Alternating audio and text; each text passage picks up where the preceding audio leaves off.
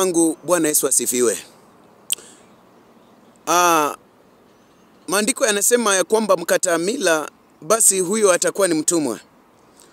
Siku ya leo niko mlimani hapa nikiwa nikiomba sana. Kuna tatizo ambalo limekuwa linawakera watu sana kuhusu ugonjwa wa Alzheimer's. Siku ya leo Bwana ameweza kunifunulia kuhusu Alzheimer's watoto wangu, na ninataka niweze kuwaelezea kuhusu ugonjwa wa Alzheimer's. Alzheimer's ni pepo. Bwana Yesu atukuzwe. Alzheimer's ni pepo. Na siku ya leo Bwana ameweza kunifunulia kuhusu mimea 5 mitakatifu. Mimea 5 mitakatifu nikiwa kwenye mlima huu, ambapo watu hawafahamu fika ya kwamba hiyo mimea ni mitakatifu. Ninataka niseme jambo la kwanza. Mmea wa kwanza ambao ni mtakatifu na ukitumia katika mabaya, hakika utaweza kuhangaika. Wewe ushawahi jiuliza kuwa sigara inatengenezwa na nini? Wakati ambapo unavuta sigara unaitumia vibaya, umeshawahi jiuliza hii sigara inatengenezwa na nini? Ushawahi jiuliza ya kwamba hiyo bangi ambayo inatoka Urusi ama inayotoka Urusi, unajua ya kwamba hiyo bangi ndiyo inayosifika? Halo, ninazungumza na nyinyi watoto wangu. Wacha niwaambie mimea iliyo 5 mitakatifu, lakini sitaweza kuzungumza sana. Nitazungumza kuhusu mmea ambao unaheshimika sana, ambao unapoona mtu akiwa na fimbo ya huo mti unamheshimu. Mmea wa kwanza ni mmea wa bangi.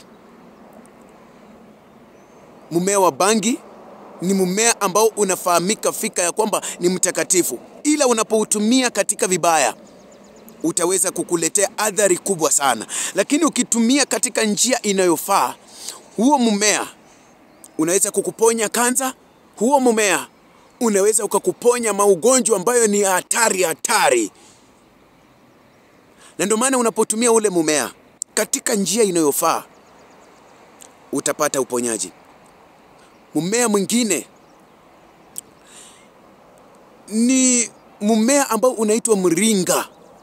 Watoto wangu, mringa hauna madhara yoyote. Mringa unapewa awe ni mtoto mdogo awe ni mtu mzima. Mringa ndo mmea wa pili. Kisha mmea wa tatu inaitwa aloe vera. Watoto wa Mungu, aloe vera ni mmea ambao umebarikiwa.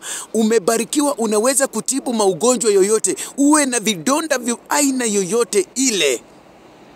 Huo mmea unatibu kila kitu. Mmea wa 4 ni matawi ya mdimu, matawi ya mpera. Huo ni mmea wa 4. Watoto wangu, huo mmea ni mmea ambao ni mtakatifu. Mmea wa mpera na mmea matawi ya ndimu ama mmea wa ndimu. Ushawahi jiuliza ya kwamba matawi ya ndimu yana miujiza mikubwa sana? Ushawahi jiuliza ya kwamba aloe vera iko na miujiza mikubwa? Ushawahi jiuliza ya kwamba unapopanda aloe vera mahali iko na uwezo wa kuweza kutembea? Ushawahi fahamu hilo? Usione labda nimepakawa, sio kupakawa. Huu ni ujumbe ambao nimekuja kuwaletea watoto wangu. Sasa na mmea mwingine, kuna kamti fulani huwa kanakuwa kadogo sana. Na haka kamti unapochukua matawi yake na kukasugua kwenye mkono wako hivi, unakuta kwamba iko na ni kama matone ya damu umeweka ndani ya mkono wako. Sijui kama unakafahamu kale kama mmea.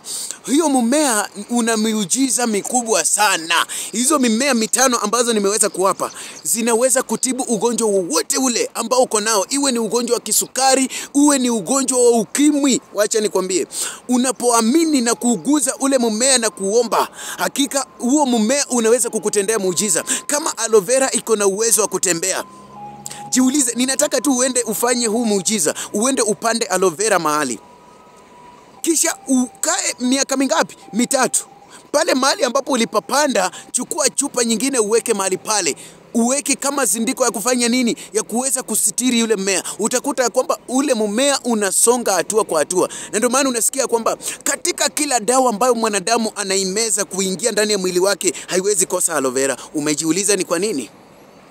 Mungu wa amani awabariki sana. Nifuate katika ujumbe unaofuata, nikueleze jinsi Alzheimer's inaisha kutumia hizo mimea. Mungu wa amani aweze kukubariki sana.